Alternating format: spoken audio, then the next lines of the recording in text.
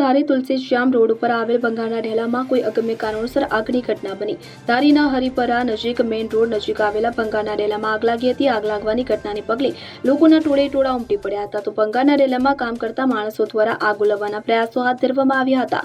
તો બીજી બાજુ આ ઘટનાને પગલે ધારી નગરપાલિકા હોવા છતાં હજુ સુધી ફાયર ફાઇટર ઉપલબ્ધ ન હોવાને લઈ આવા આગજન્ય બનાવની વચ્ચે બહારથી ફાયર ફાઇટર બોલાવવું પડ્યું હતું।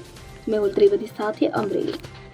હવે જુઓ દેશ દુનિયાની તમામ ખબરો તમારી આંગળીના ટેરવે। ઉઠાવો મોબાઈલ અને ગૂગલ પ્લે સ્ટોર પરથી ડાઉનલોડ કરો અમારી CN24 ન્યૂઝ મોબાઈલ એપ।